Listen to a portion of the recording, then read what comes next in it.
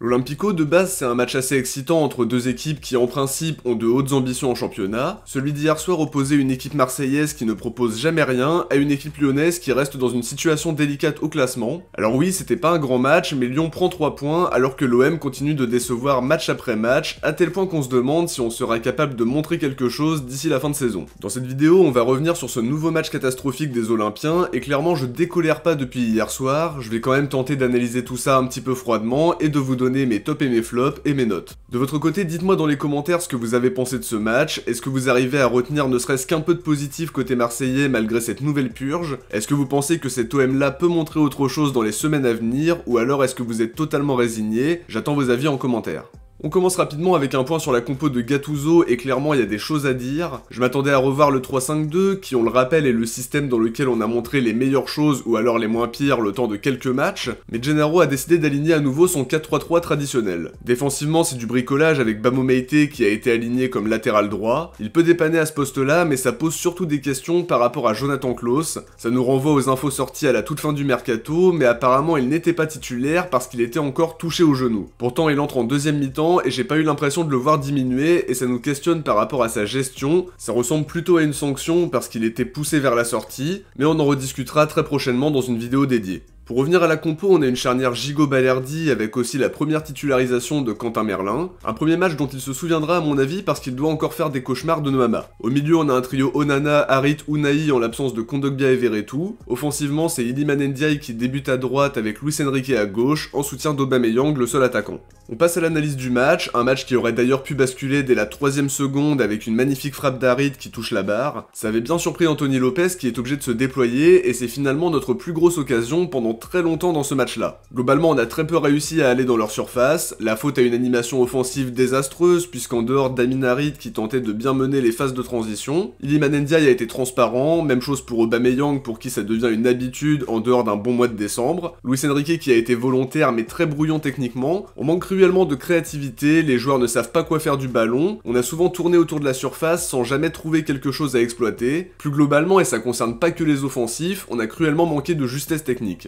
On a vu des Lyonnais qui montraient plus d'envie, une équipe lyonnaise qui avait à cœur de montrer à son public qu'il pouvait mieux faire que sur les 2 derniers matchs, preuve que certaines équipes ont de l'orgueil et c'est pas notre cas. Ils ont remporté la plupart des duels, surtout en deuxième mi-temps, en mettant l'intensité et l'impact nécessaires à un Olympico, contrairement à ce que nous on a montré en les regardant jouer et déployer tranquillement leur jeu. Ils ont largement remporté la bataille du milieu, quand on compare la performance d'Onana avec celle de Matic ou celle de Cacré avec celle d'Unai, ça saute aux yeux. On n'avait pas un trio dans l'entrejeu capable de les bouger, Matic était totalement laissé dans le confort, Onana n'a pas été à la hauteur, Unai était toujours battu défensivement donc ça nous a pas aidé. Nos problèmes offensifs s'expliquent aussi par un côté droit avec 2 joueurs qui ne jouent pas à leur poste préférentiel, Meïté n'a pas un impact offensif suffisant pour être latéral, Ndiaye a été fantomatique, à côté de ça, ça contraste nettement avec le côté droit lyonnais qui a été leur meilleure arme, Noama a complètement bouffé Merlin offensivement, et Maitland Niles et Mata ont bien cadré Luis Enrique sur le plan défensif. Leur but vient du côté droit avec un ballon qui traîne dans la surface, ils ont même failli en mettre un deuxième mais Paolo Lopez intervient bien sur le deuxième ballon. Globalement Lyon a été plus dangereux offensivement et on peut pas dire que leur victoire n'est pas méritée. En deuxième, Gattuso n'a rien changé, on repart avec les 11 mêmes et aussi avec le même système qui n'a pas marché, le contenu n'était pas meilleur et on perdait encore plus de duels. Lyon a rapidement une belle occasion avec Noama qui est seul à droite de la surface, mais sa frappe est trop molle pour inquiéter Paolo Lopez. On a été plus entreprenant sur la fin de match avec une grosse occasion, la frappe d'Harit et le beau geste d'Unai dans la surface même si je crois qu'il y a un hors-jeu. Il y a aussi eu la frappe complètement ratée d'Aubameyang qui était pourtant bien servi par Harit.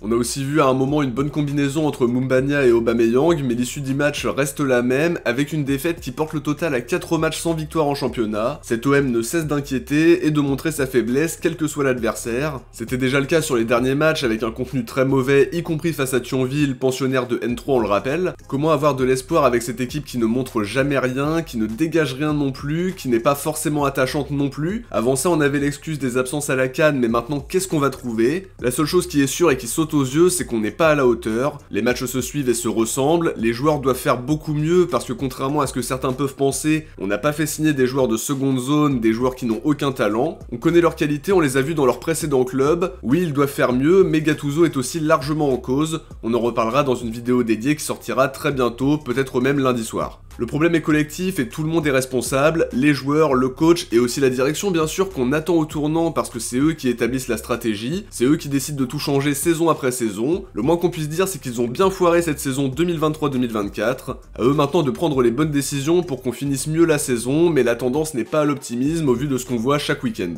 On passe au top et au flop. Pour les tops ça va aller vite, je vais citer Leonardo Balerdi qui est l'un des rares olympiens à avoir fait son match. Il a fait des interventions importantes et a été rassurant défensivement dans la lignée de ce qu'il propose cette saison. Sans parler de top non plus mais de légère satisfaction, on peut citer Pau Lopez qui sort l'arrêt important pour éviter le 2-0. Il a été rassurant dans ses prises de balle aussi mais il ne peut pas faire grand chose sur le but du 1-0. Harit a lui été volontaire sur les phases de transition sans être extrêmement éclatant non plus, ça reste quand même le meilleur offensif hier soir d'après moi. En revanche, malgré un peu de déchets, j'ai aimé l'entrée de Jonathan Klaus qui a apporté offensivement, une entrée volontaire de sa part sans que ça nous permette d'égaliser pour autant, mais on a été meilleur après son entrée. Pour les flops, on va pas s'attarder trop longtemps parce que ça nous prendrait beaucoup de temps de tous les énumérer. Onana n'a pas été à la hauteur en ralentissant le jeu et en perdant beaucoup de duels, notamment en deuxième mi-temps. Unai a beaucoup couru mais il y a eu beaucoup de pertes de balles et de duels perdus. Comme on l'a dit, Ndiaye et Aubameyang ont été totalement fantomatiques et c'est une constante depuis le début de saison à part un bon mois de décembre pour l'attaquant gabonais. Luis Enrique n'a pas été beaucoup mieux mais je l'ai quand même trouvé un peu plus en vue que les deux autres. Quentin Merlin fait aussi partie des flops, il a vécu un match très compliqué face à Nuama en étant souvent pris à défaut défensivement.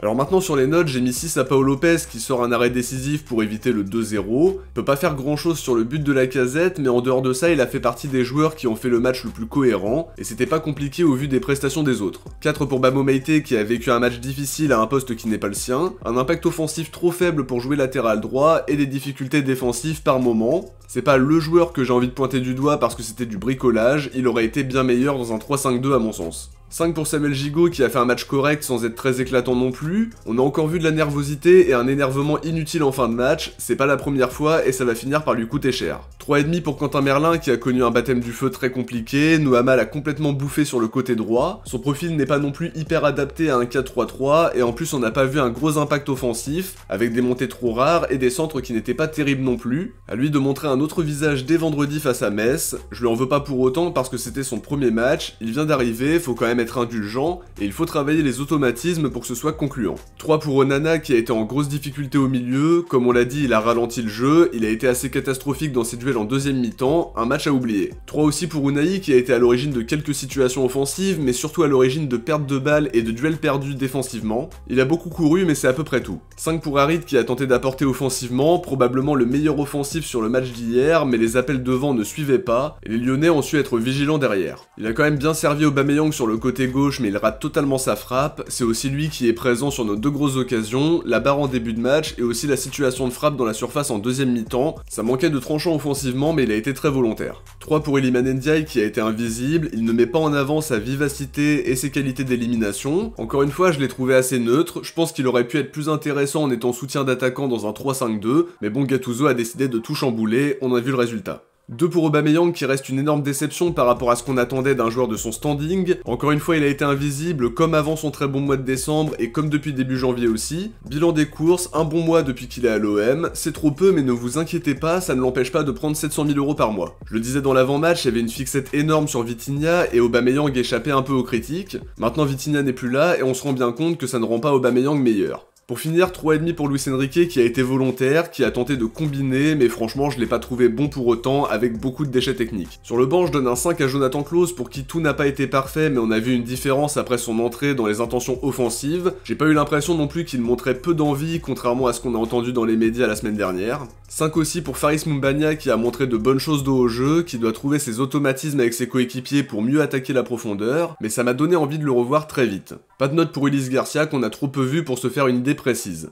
Avant de se quitter, n'oubliez pas d'aller voter pour le sondage de l'onglet Communauté. Aujourd'hui, par rapport aux circonstances, on n'élit pas le meilleur Olympien, mais bien le pire Olympien parmi mes 5 propositions. On découvrira qui a composé le podium dans le débrief de Metz-OM vendredi soir. De notre côté, on arrive à la fin de cette analyse, j'espère en tout cas qu'elle vous a plu davantage que le match catastrophique auquel on a pu assister. Si c'est le cas, n'oubliez pas de laisser un petit like avant de partir, ça permet de soutenir la chaîne. Un grand merci à ceux qui y pensent à chaque fois, et merci aux courageux qui auront trouvé la motivation d'entendre à nouveau parler de ce match désastreux, et de cette équipe marseillaise qui ne cesse de décevoir match après match. Je vous invite en tout cas à vous abonner en activant la cloche si c'est pas déjà fait. Si vous avez regardé l'analyse jusqu'au bout, écrivez Balerdi en commentaire. De mon côté, je vous dis à très vite pour une prochaine vidéo. vidéo. Ciao, portez-vous bien et surtout allez l'OM.